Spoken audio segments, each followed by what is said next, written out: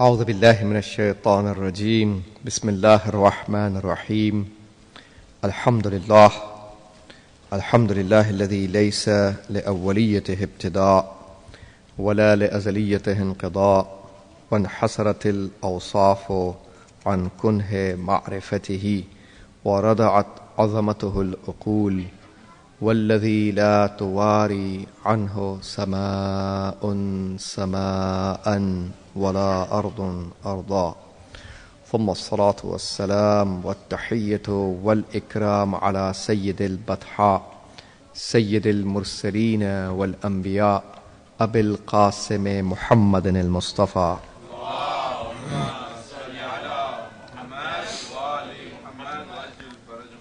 وعلى الجوهرة القدسية البتول العذراء سيدة النساء فاطمة الزهراء وعلى بعلها أمير المؤمنين وبنيها الذين أذهب الله عنهم الرجس وطهرهم تطهيرا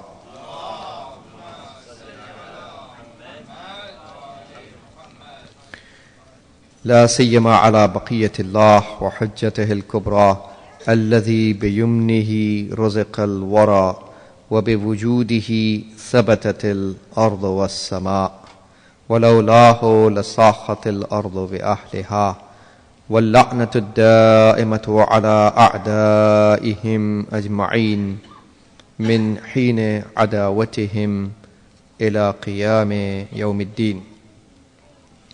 أما بعد، فقد قال الله تبارك وتعالى في كتابه الكريم: وكنتم أزواجا ثلاثة وأصحاب الميمنة ما أصحاب الميمنة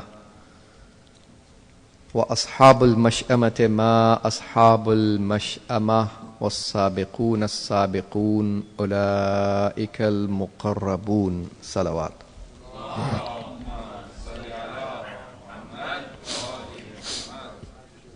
Allah subhanahu wa ta'ala in Surah Al-Waqi'ah has in clearest words divided the humankind into three categories. وَكُنْتُمْ أَزْوَاجًا ثَلَاثَةً. So this ayat makes it clear that we belong to three groups. There are three groups amongst us. فَأَصْحَابُ الْمَيْمَنَةِ مَا أَصْحَابُ الْمَيْمَنَةِ. So those people who are Ahlul Yameen, those people who belong to the paradise, they are called Ashabul Maymana. And what a great sa'ada and success that these people have. And the second group which is mentioned is وَأَصْحَابُ الْمَشْأَمَةِ مَا أَصْحَابُ الْمَشْأَمَةِ. Mash'ama, shu'um, which those people who have shaqawat and shu'um in their life, that's they are mash'um, manhus, and shaqi in their behaviors and beliefs. They are the ones who belong to the hell, and they are the second category of the humans. And the third category is mentioned, وَالسَّابِقُونَ السَّابِقُونَ, the ones who took the sabqat and lead. And the word sabiqun is mentioned twice in the ayat of the Quran. وَالسَّابِقُونَ السَّابِقُونَ أُولَٰئِكَ الْمُقَرَّبُونَ. They are the ones who are close. So we have in the tafsir of Ahlul Bayt alayhimus salam, where it has been mentioned in the tafasir of our scholars in the light of the teachings of the Ahlul Bayt alayhimus salam, that the reason why the word as-sabiqun is mentioned two times in the ayat of Quran, as-sabiquna fil iman, as-sabiquna fil amal as-salih. So the reason why the ayat of Quran mentions the word sabiqun twice is because once the sabqat and lead has been taken by these people in terms of their iman and faith, and the second, the sabqat and lead is taken by these people in terms of their al-amalus salih, the good deeds. So we understand in very clear words that there is no success for a person unless and until we are protecting our iman and protecting our good deeds. Iman cannot be present and cannot be certified. The presence of the iman cannot be certified without the presence of the al-amal as-salih, the good deeds. Just like the presence of the amal as-salih is a dalil for the presence of iman, likewise the presence of iman is a dalil for the presence of al-amal as-salih, the good deeds. Because both are inseparable in the Islamic ideology. You can never ever separate the actions and deeds of a human from his ideology and belief. And you can never separate his belief from his actions. I can claim whatever I wish to claim as a lip service. At the end of the day, what I perform shows what I believe. If I fail to perform and behave well towards Allah, it shows the reality of my claim. My actions speak louder in Islam. The actions prove what actually I believed, not what we say with our tongues. Because bil iman yustadallu ala salihat, bis salihat tustadallu ala al iman. How Amirul Mu'mineen wa Imam al-Muttaqeen Ali ibn Abi Talib alayhi salam says.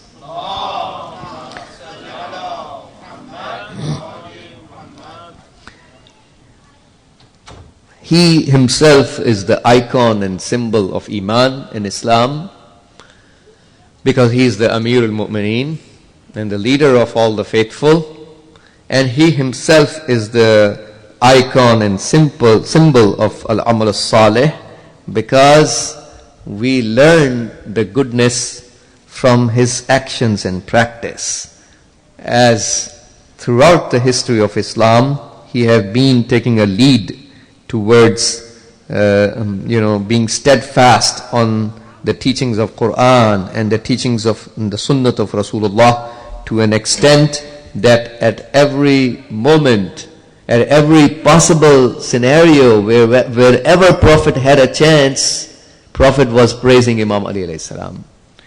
And in the battle of Uhud, we find that on such a sensitive occasion, when the kuffar attacked the Holy Prophet from the other side of the mountain, and these Muslims who were assigned by the Prophet ran after the Baytul Mal, the dunya and the money, and that's why the side was left open and the kuffar realized and they attacked from that corner. And we find the Prophet himself became injured.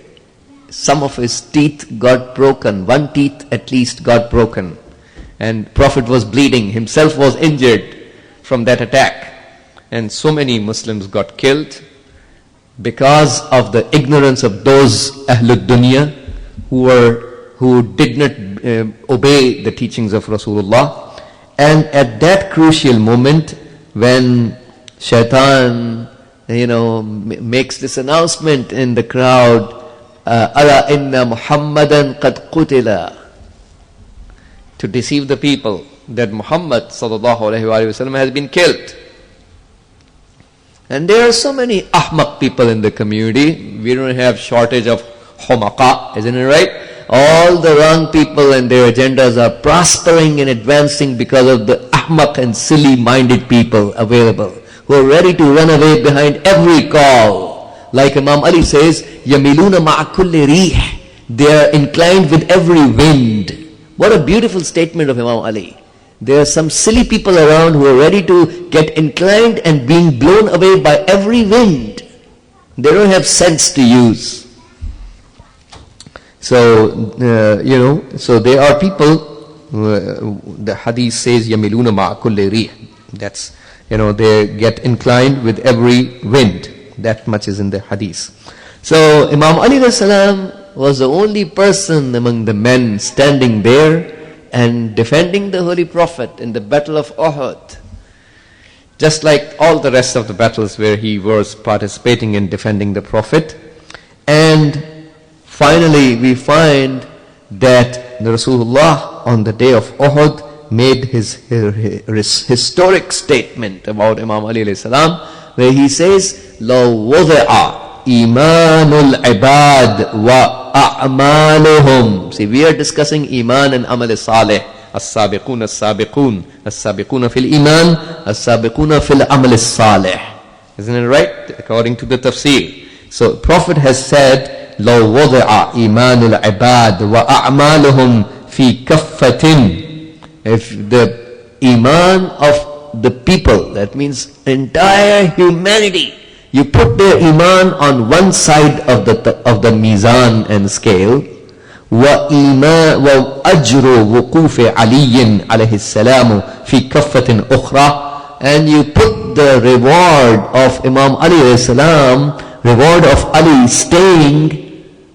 Imam Ali is the only person who stayed with the Holy Prophet, isn't it right? So Prophet says, and the reward of Ali staying is put on the other side of the scale. What would happen is, he says, لَكَانَ يَزِيدُ عَلَى ذَلِكَ. That means the weight of the reward of Imam Ali staying with the Holy Prophet outweighs the other side. That means all the faith of all the humanity and all the good deeds of all the humanity on one side, and the ajr and reward of this one action of Imam Ali, that he stayed with the Holy Prophet on one side, and it has more weight than the other side.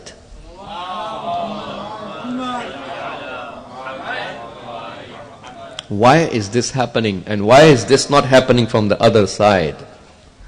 What's the reason? Because people fail to understand the concept of Iman in Islam. Isn't it right? Because they don't understand that Iman has nothing to do with the outside. Iman has nothing to do with the outer world. Iman has nothing to do with what happens around you. Iman has no effect, no ta'seer. Nothing gets affected. Iman is unaffectable, unpenetrable. You cannot penetrate into the Iman if you have the Iman. Iman has something to do with your inside. Iman has everything to do with Allah subhanahu wa ta'ala, and the tawakkul and trust in Allah, and the hope attached to Allah subhanahu wa ta'ala. Kun lima la tarju arja mimma tarju. When it comes to Allah subhanahu wa ta'ala, our responsibility as believers is that we should attach our hope with what we do not have any idea about. We should still attach hope about those things related to Allah, as compared to those of the things which we are hoping to get from Allah. Examples. Our scholars mention that one of the best examples to understand this concept is that of Hazrat Musa alayhi salam. Hazrat Musa, when he went out with his wife and his baby, and they were out in the winter, so he found some kind of flame type of thing from far away. So he went to get some kind of fire, piece of flame, so he can warm up his family in the winter. So he went to get some flame, some fire, and what he ended up, and when he came back was, when he came back from the Muqaddas and holy valley of Tuwa, when he comes back from that holy valley, he comes back with the Bi'sat of Nubuwwat, that Hazrat Musa is now mab'us and commanded by Allah to start officially his propagation of Nubuwwat. So he went to get a fire, and he gets back the Bi'sat from Allah subhanahu wa ta'ala. Isn't it right? This is what our scholars say, that you have hope in Allah about things that you cannot imagine to get, not only the things that you are wishing to get, things that you cannot imagine to get. Keep your hope about those things as well from Allah subhanahu wa ta'ala. So Iman is something which is always kept in a secure place. Ja'lul mu'taqad fil amn. How my teacher has defined the concept of Iman is that putting your belief in a secure area. This is called Iman. That means whatever happens in the society, you get injured, you lost your job, you get whatever. There's nothing to do with your faith. There's no harm possible to affect your faith. Outside incidents have nothing to do with your faith. If that's the situation, then you are called a mu'min. And if every little incident in the life has something to do with your Iman and its ups and downs, then you must understand you don't have the Iman. This is not called Iman in Islam. Iman, to begin with, is called you put your faith in a secure place. Ja'lul mu'taqad fil amn. So we find that, and similarly when the battle of Khandaq happens, which we also call Ma'arakatul Ahzab, because all the Hizb, all the parties gathered together against Islam and Rasulullah sallallahu alayhi wa alihi wasallam. And we find that this insulter, Amr ibn Abd Wud, la'natullahi alayh, came finally crossing over the trench that has been dug up, and we find he started to insult the Holy Prophet, insult Islam, and challenge the Muslimin.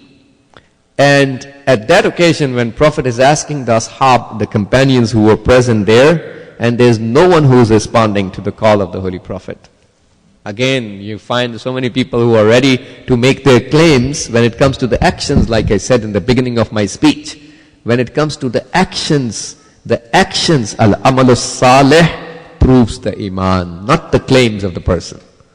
So we find that Imam Ali salam is the only person who is ready, announcing his help for the Holy Prophet and Islam.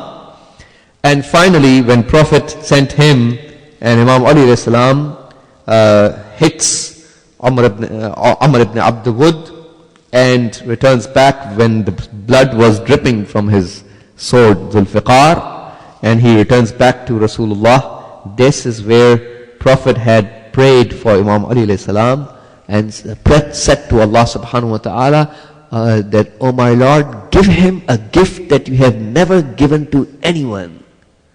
Look at the dua of the Holy Prophet. Look at the tone of Rasulullah. Give him a gift that you haven't given to no one ever would be given. That kind of gift, in other words.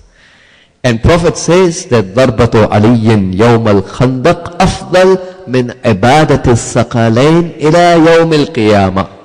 That means the strike of Imam Ali salam on the day of Khandaq is superior than the worship of the humans and the jinns combined till the day of judgment.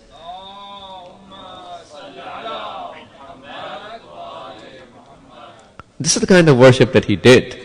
If we understand the highness of the worship and the sensitivity of the situation and the fact of the history, fact of the matter, that if Imam Ali was not there to defend Islam and defend the Prophet, what would happen in that case? Obviously, all the parties and kuffar have already gathered, and to kill the Holy Prophet, and Islam would have ended then and there. That would have been, we would be reciting the Fatiha of Islam, the message of Allah, and the wirasat and inheritance of 124,000 prophets of God would have massacred on that one day.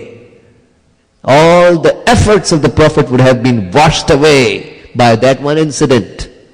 So it has to be like this. What Prophet has said has everything to do with haqq. It's nothing but haqq.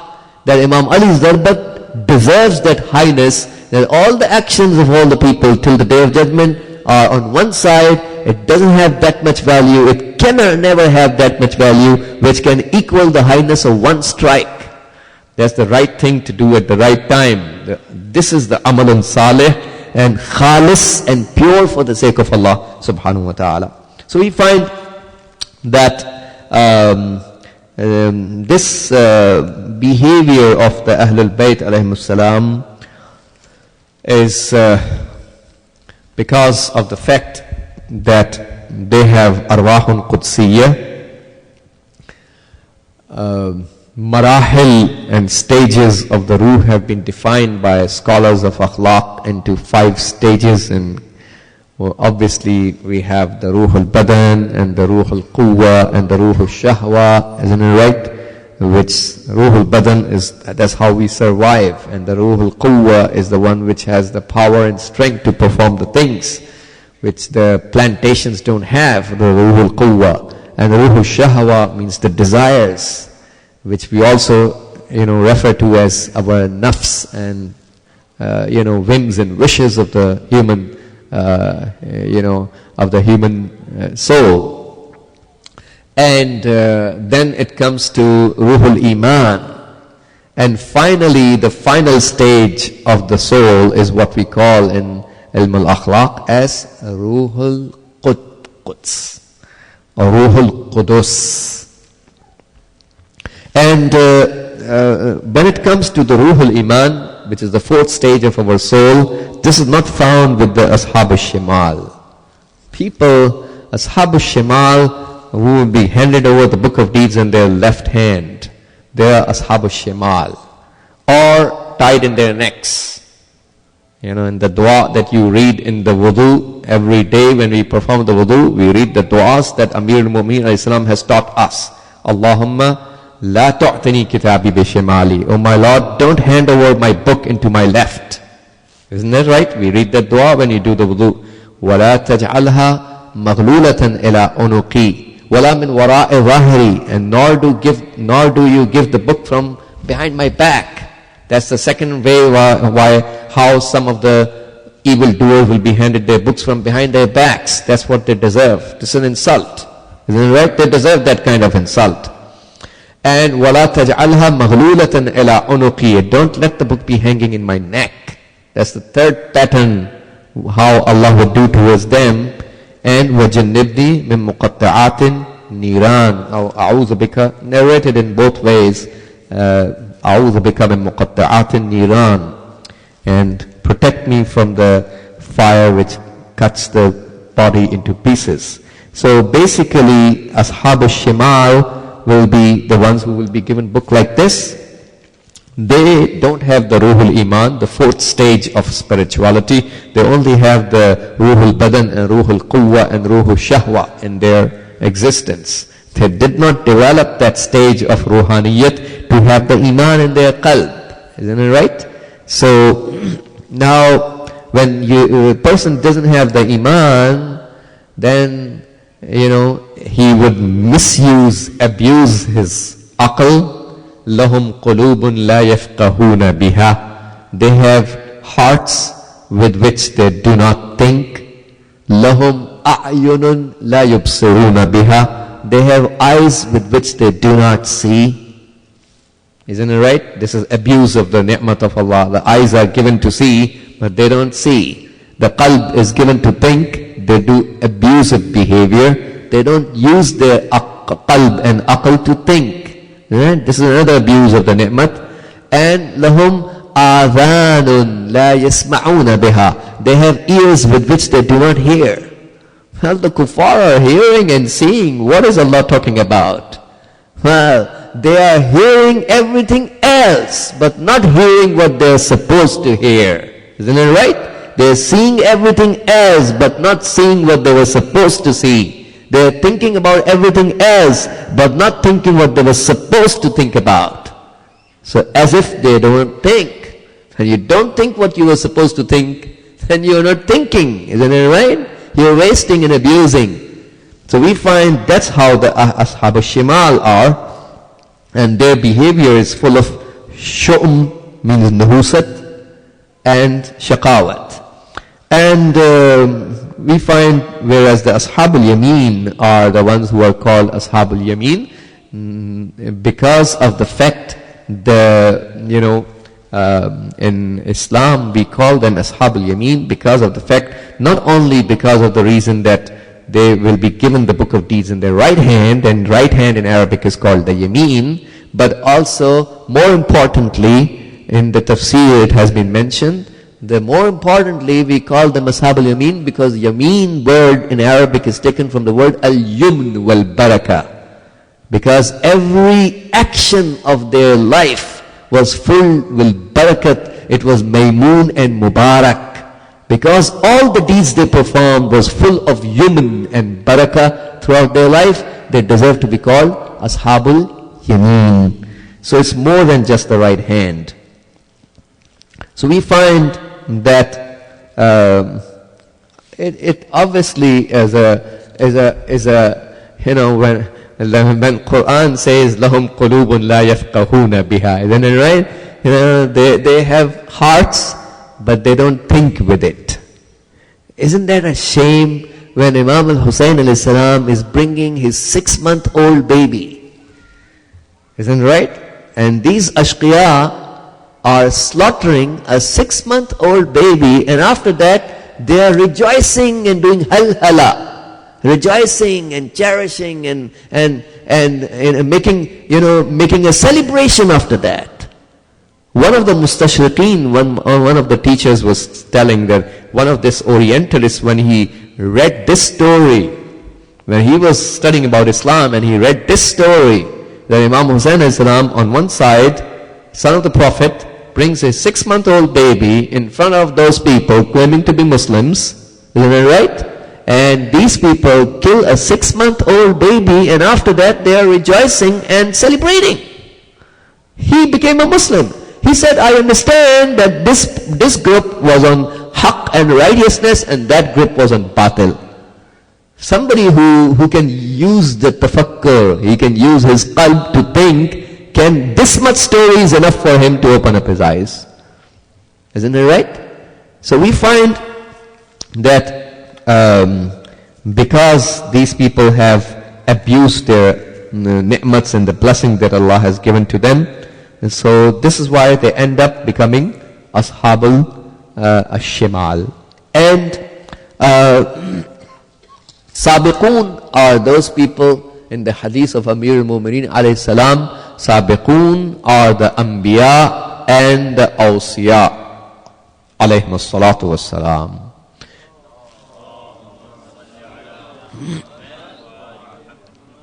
So the Anbiya alayhim salam and the Awsiya alayhim salam are the Sabiqun. So it's not a surprise when they have Arwahun Qudsiyya. We find, that Hazrat Isa alayhi salam, when he's a child, he's a baby in the cradle. Quran narrates the story, and the children of Israel come, Banu Israel, and they started to slander, tuhmat, on Hazrat Maryam alayhi salam. Ma kana abuki imra'a saw'in wa ma kanat ummuki baghiya. Isn't it right? Your dad, you didn't used to be a bad guy, nor your mother was a prostitute. That means what did you do, in other words? So they started to slander on Hazrat Maryam. فَأَشَارَتْ إِلَيْهِ. Quran says, she indicated towards the baby. قَالَ إِنِّي عَبْدُ اللَّهِ. And the baby, Hazrat Isa, is in the cradle. Isn't it right? He started to speak. قَالَ إِنِّي Abdullah, certainly I am a servant of Allah. Atani al-kitaba, He gave me the book. Wa ja'alani nabiyyan, and He made me a prophet. Isn't it right? So this Hazrat Isa alayhi salam is speaking in the cradle. So this is what we are talking about, Arwahun Qudsiyya. When someone has the Ruhun Qudsiyya in his existence, this is how he would be. It's not a matter of surprise that all these doctors and engineers and professors and fuqaha and mujtahideen and so forth, all of those professions in the life and people of various fields are obliged to follow this prophet and this imam. What does he have that everybody is supposed to follow him? Isn't it right? All the degrees that you may gain from academic universities are on one side, and you are a blank slate ignorant in front of him, a prophet or the imam. Why is that? This is about arwahun qudsiyya that we must understand and value that soul which is entitled to receive the wahi and the ilham from Allah subhanahu wa ta'ala. When we understand this fact, then we will stop abusing our aql and utilizing the aql to challenge the teachings of the alamul wahi, which we are unable to have access. Had it not been for the prophets and the imams to teach us from the alamul wahi and alamul ghaib, we were blank slate ignorance. Isn't it right? Who can teach me without the Prophet of Islam? Who can teach me that I have to pour water in wudu from the elbow towards the fingers? And if I don't do the wudu, all my salat is batil. If I don't have salat, I have no connection with Allah. All the a'mal and actions of my life are batil, and salat is the pillar of the religion. Everything I may do, the charity, the good work, shatters down. Isn't it right? Had it not been for Rasulullah to teach me how to become a human and behave towards my Creator, no power on earth can teach me how to do wudu. That's one small tip of the iceberg I'm mentioning. All the teachings of Islam, which come from the alamul wahi, and which we don't have access how to do the ibadat. Aql can only tell you got to do the ibadat of Allah. Al-aqlu ma ubida bihi ar-Rahman. How Imam al-Sadiq says in Al-Kafi, aql is what with which you worship Rahman. Waqtusiba bihi al-jinan. And with which you achieve the paradises. But how to do the worship? My aql cannot understand. If it was for my aql, I would say, what's the difference? I can pour water from the fingers to the elbow. At the end of the day, my hand becomes wet in both cases. Isn't it right? If it had been for my aql, I would have been saying that. But it's not left to my aql to decide, it's left to the wahi to decide. And my aql it's intellectual to submit to the teachings of the alamul wahi. And it is stupid and unintellectual to challenge the teachings of alamul wahi, which are superior than the domain of aql. So we find that's why that this arwahun qudsiyya given to the prophets and the imams is not an unfair favoritism from Allah. Allah is adil. When you read the ziyarat of Hazrat Zahra salamullah alayha, what is the sentence number 1? What is the sentence number 1? How we start the ziyarat. May Allah subhanahu wa ta'ala give all of us the tawfiq to go, over and over again for the ziyarat of Hazrat Zahra salamullah alayha. The sentence number 1, that's how the ziyarat starts. Ya mumtahana. That's how we start the ziyarat. Oh, the tested one. Ya mumtahana imtahanaki Allahu alladhi khalaqaki qabla an yakhluqaki fawajadaki limamtahanaki sabiratan. Oh, the tested one. Imtahanaki Allahu alladhi, Allah tested you qabla an yakhluqaki, before He created you. Fawajadaki limamtahanaki sabiratan. So He found you about what He tested as sabira. So nobody has a right to say it's an unfair favoritism going on, that they have been given the arwahun qudsiyya and we don't have the arwahun qudsiyya. No. They have been tested somewhere else. They have been tested somewhere else. And because of that test, they have been given what they have been given, because they deserved it.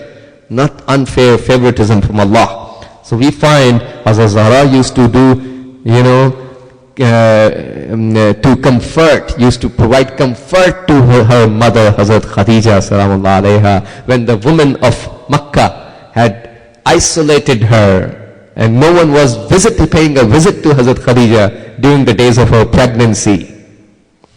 She's the one who's talking from the womb to her mother and comforting her. Just like Imam al-Hussein alayhi salam used to talk to his mother when he was in the womb of his mother. Isn't it right? All of them have the arwahun qudsiyya. There is no difference between young and old among the Ahlul Bayt alayhim salam. Imam Sahib al-Zaman alayhi salam.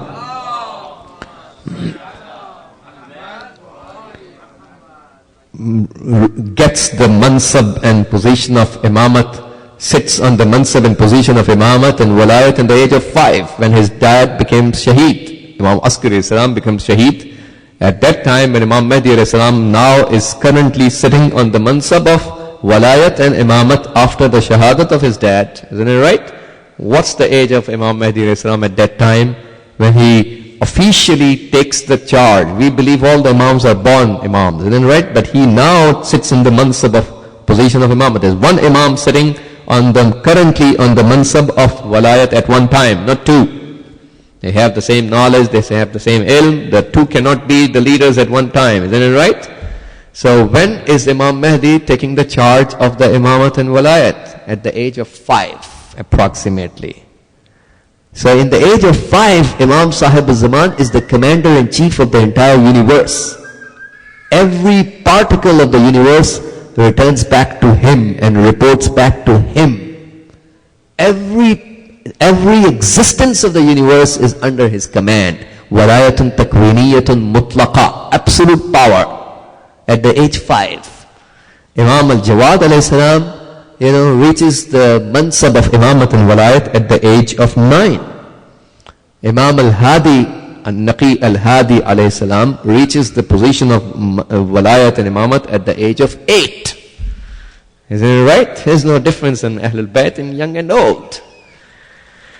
And when Abu Hashim al-Ja'fari, rahmatullah alayh, very great companion, very, very nice, very good mu'min and great companion of Imam al-Hadi alayhi salam. And he says that I saw some of these Abbasiyin, people who were, related to the government. Abbasis are the ones who were ruling in the time of Imam al-Hadi alayhi salam. So I saw some of these Abbasiyin talking to themselves, this time when Imam al-Hadi comes in, we are not going to get off our horses to respect him. We'll stay sitting over the horse. Just like today's world, if you are sitting in your car and any respectable person comes, you need to get off your car, isn't it right? That's the basic respect. In those days, if you're riding a horse and an animal, that's what applies to that. And then you need to get off the back and stand and respect a respectable person. So he said, I heard a bunch of Abbasiyin saying, we are not going to get off the horses to respect Imam al-Hadi alayhi salam. And Mutawakkil Abbasi, la'natullah alayhi, who's the ruler of that time, commanded his people of Darbar not to open the curtain, because there is somebody standing at the gate, opens the curtain, lifts the curtain up in the respect of the person who is entering. So nobody should lift the curtain in the respect of Imam al-Hadi alayhi salam. Let him lift the curtain himself. And Abu Hashim al-Ja'fari, obviously, he says, I said in my heart that you people will not even have control over your own selves when you see him. This is the haibat and jalal and majesty of a Ma'soom. So, and he says the same happened. The same happened when Imam Jawad al-Islam, Imam Hadi al-Islam shows up. All of those people who were talking earlier, we will not get off the back of the horses to respect him, all of them get off the backs of the horses, and they all ended up respecting him forcibly because of the haibat and jalal of the Imam. And the wind blew at that time upon the command of Allah, and the wind opened the curtain, lifted the curtain up. So Imam al-Hadi entered with his dignity.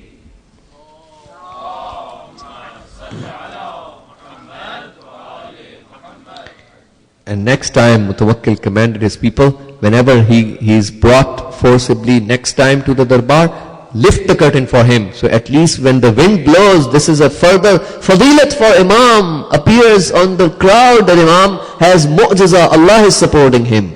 So next time you lift the curtain for him, that's better. So that they can hide the fadilat of Ahlul Bayt alayhim salam. This is the bughd of Ahlul Bayt. So we find that when someone asks Abbas ibn Abdul Muttalib that you are higher in age than Rasulullah sallallahu alayhi wa alihi wasallam.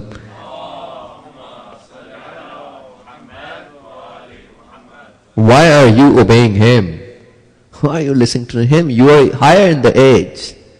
And he replied back that huwa asan wa ana asan wa huwa akbar. I mean, he is more in the age. I am more in the age, but he is, buzurg. He is greater than me. Higher level in Islam is not because of age. Buzurgi ba ilmast, na ba sinno sal. Greatness is not with your age, is with your knowledge. How much knowledge and taqwa you have. This is what makes you big in the eyes of Islam. Not because of your age. Yeah, some people may be 60, 70, 80, 90 years old, but they behave like, non-baligh people. Rushd fiqhi is missing in their qalb.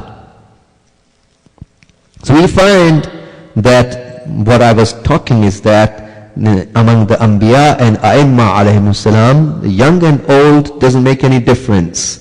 So Imam al-Jawad alayhi salam is sitting in the mansab of imamat and walayat at the age of 9. Jawadul A'imma alayhimus salam. He is known as Jabadul A'imma alayhi salam. He was brought to Baghdad by Mamun Rashid and, by the ruler of his time. And we find in the history, he's a young boy. Young boy, obviously 9-year-old, 10-year-old. He became sitting on the mansab of imamat at the age 9. But in the time when he was in Baghdad, probably he may be 10 years old at the most. So we find that Hasan al-Basri is a very old guy now. He's 95 years old according to the history. In the time of Imam al-Jawad alayhi salam. He was living in the time of Imam Ali alayhi salam.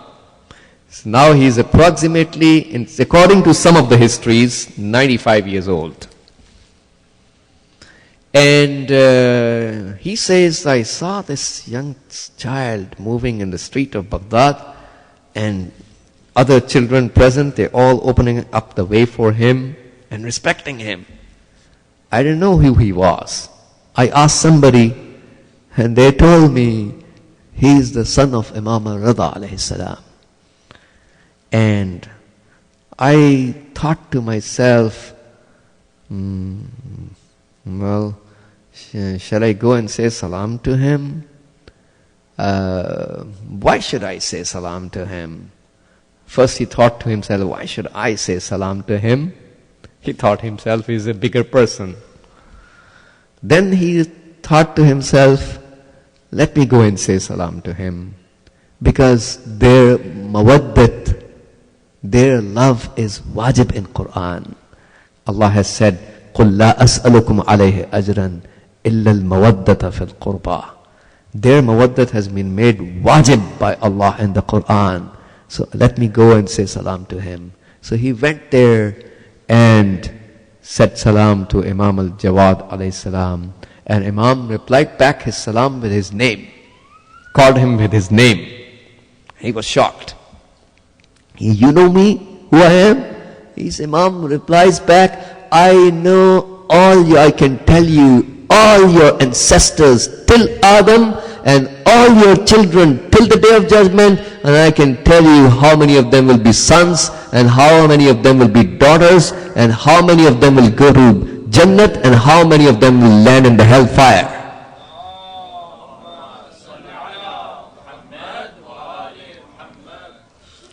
So we find that then he asked the question from Imam al-Jawad alayhi salam, what is the difference between nafs and aql? And Imam al-Jawad alayhi salam says, it was your nafs that said to you, don't go and say salam. And it was your aql that said to you, their mawaddat is wajib, go and say salam to them. In other words, please say salawat.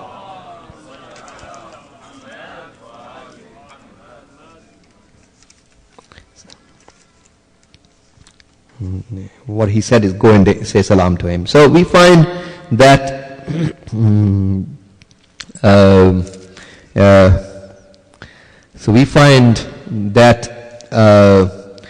it is narrated that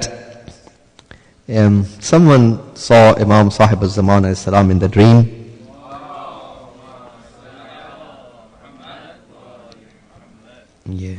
Yeah, what was in the hadith is was your aql said to go and say salam, in other words. So we find that someone saw Imam alayhi salam in the dream and he was crying. And he asked him the reason, and Imam alayhi salam replies back,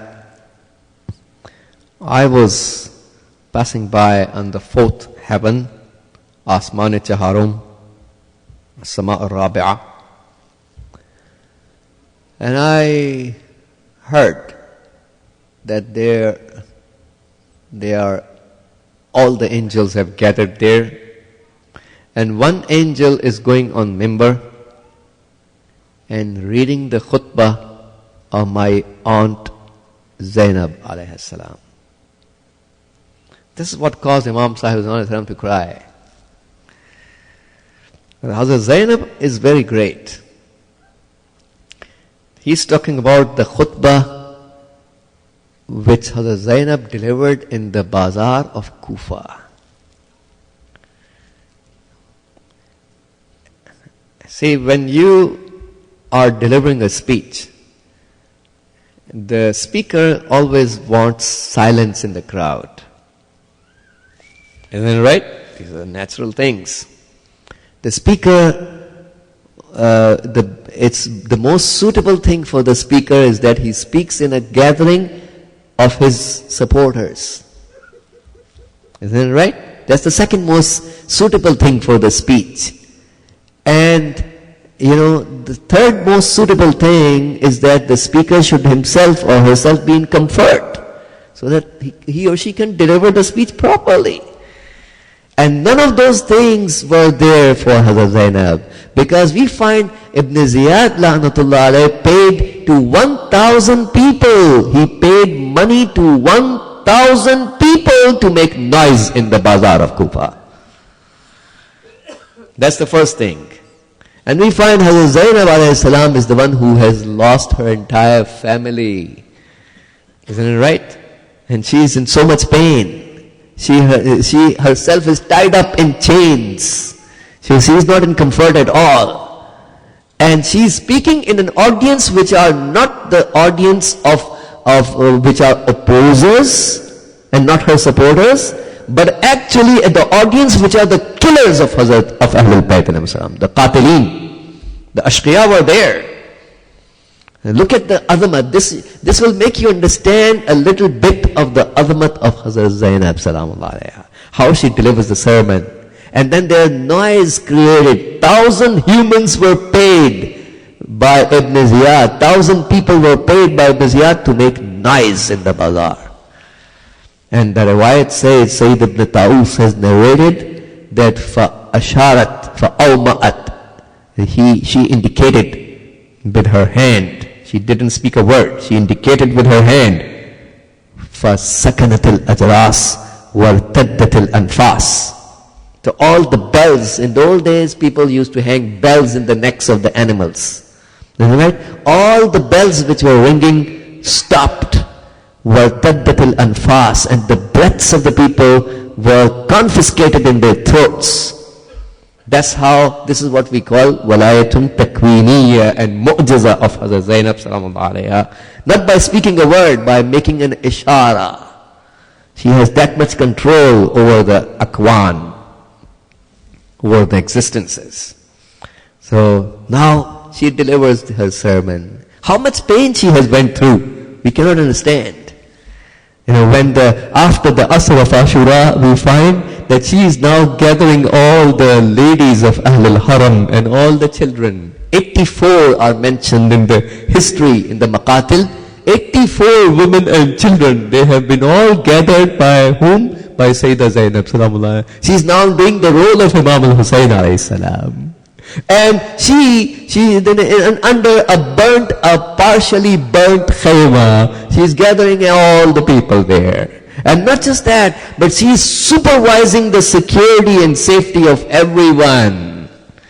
She's the one who asked her sister Kulsum to come and find the two children. See, if you have one of your sons missing, what would be the kayfiyat? What would be the status of your thinking, your soul? How much anxious you would be if one of your sons is missing? Now, let me ask you the second question. What if instead of your son, you have your daughter missing? How would you feel when your daughter is missing? Definitely you will feel more pain. What if two of your daughters are missing? Can you imagine the pain of Hazrat Zainab alayhi salam? She found two of the daughters of Ahlul Haram are not there. And she asked Kulsum to find those two daughters. And they went out to find. And she discovered the two girls are lying dead close to a bush. They were killed. They were killed by the Ashqiya. So we find, look at the pain of Hazrat Zainab alayhi salam. And even in the night after the Asr of Ashura, when the night came, she stands up for the Salatul Layl. Her night prayers was not missed even on that night. Malaikatullah, the angels of Allah, showed their surprise about the khilqat of Hazrat Zainab. What a great lady. Someone who has lost her family and has uncountable pains is still standing up in the middle of the night and doing her worship just like she used to do in all the rest of the days of her life. Look at the azamat of her Zainab. So Imam Sajjad alayhi salam had said to her in Kufa, Anti bihamdillahi alimatun ghayru muallama. You by the praise of Allah are a scholar not taught. That means not taught by any human. You have been taught by Allah directly. You have ilm ladunni from Allah subhanahu wa ta'ala. وَفَهِمَةٌ غَيْرُ مُفَحَّمَةٌ. And you are a person of understanding without anyone providing you that understanding. That means Allah gave you that fahm and understanding. This is the azamat of Zainab. She is the one for whom Imam Hussein comes in the final moments. Isn't it right? And when he comes and Imam Hussein asks her, Itini bi thawbin atiq aj'alhu tahta siyabi. Bring me that atiq, that old qadim and nafis dress so I can put it under my shirt, under my clothes, in other words. So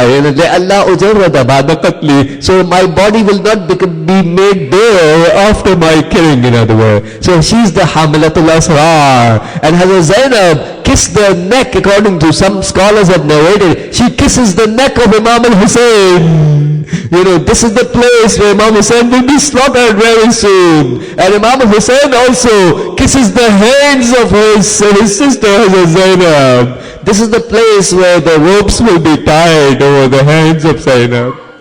And finally, when my Mawla Imam Hussein is departing after the Vida, Vida of Imam Hussein is one of the greatest tests of Imam Hussein, leaving his beloved sister Zainab and his family, and leaving his daughter Sakina. This is not an easy test of Imam Hussein. It's a very great test. And now Hazrat Zainab says to her brother that Mahlan ya akhi hatta atazawwad minka. She's asking her brother to wait for a while so she can see Imam Hussein more. Obviously this is the final time she has the opportunity to see Imam Hussein like this. After that she will be seeing Imam Hussein in a different situation, when Imam Hussein's body is over the arrows, and Shimr is sitting over his chest, and slaughtering the Imam from behind his back, holding the beard of the Imam. And Hazrat Zainab is standing on Tilla Zainabiyya and condemning the Zalimeen and the Taghut, the Zalim, and protesting over the Zulm. Yuqtalu Abu Abdullah wa anta tanzuru ilayh. That means, in other words, Imam Hussein is being killed and you are watching him. Allah.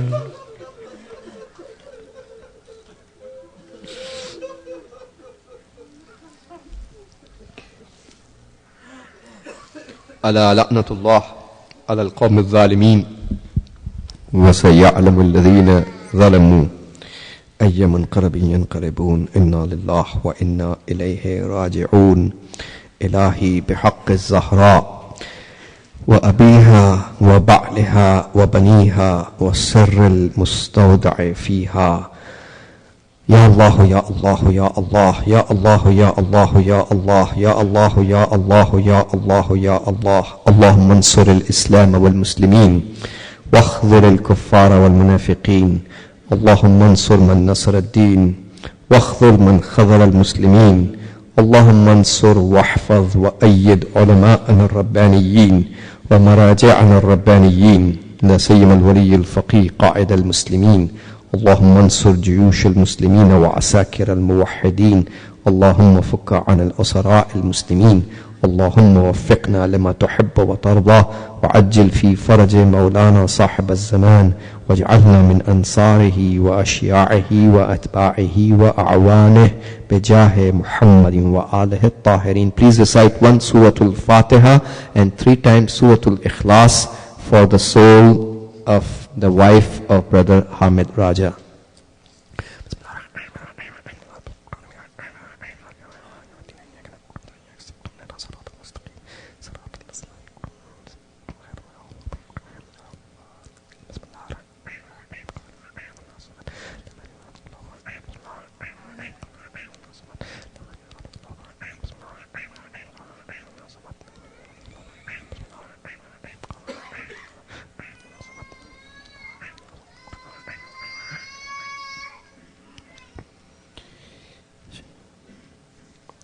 Let's read the ziyarat of Imam Hussain alayhi salam.